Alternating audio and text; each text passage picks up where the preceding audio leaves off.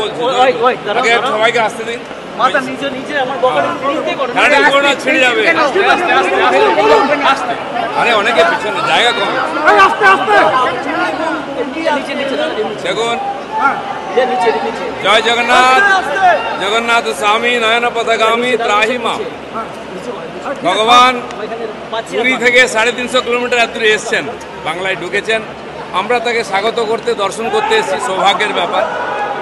তো আজ এই যে পবিত্র ক্ষণ, যেটা অক্ষয় তৃতীয়ার দিন, সেদিন প্রভুর মন্দির উদ্বোধন হয়েছে।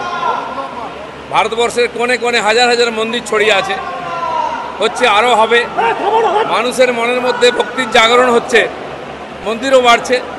ভগবান যাকে যোগ্য মনে করেন তার হাত দিয়ে করিয়ে নেন। তিনি মুখ্যমন্ত্রী হাত দিয়ে একটা ভালো কাজ করে নিয়েছেন।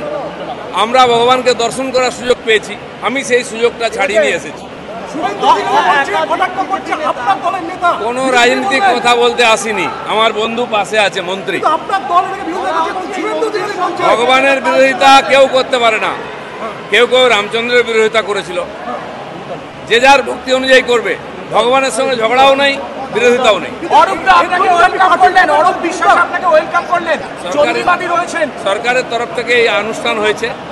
মাননীয় চিফ সেক্রেটারি এবং হেডকোর ভাইস প্রেসিডেন্ট আমাকে আমন্ত্রণ করেছেন কার্ড দিয়ে।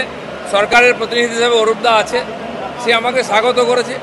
আমার পুরনো বন্ধু, বাইরে করে নেবো তার সঙ্গে। দেখা করবেন মুখ্যমন্ত্রী, মুখ্যমন্ত্রী এসেছেন কিছুক্ষণ আগে, ফের ফিরে এসেছেন, দেখা করবেন মুখ্যমন্ত্রীর সঙ্গে।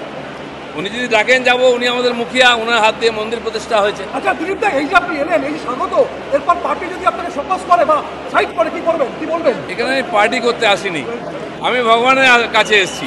এখানে পার্টি নাই, যারা বুঝতে পারবে না ভগবান তাকে সুবুদ্ধি দিক। হিন্দু মুসলিম নিয়ে যা চলছে,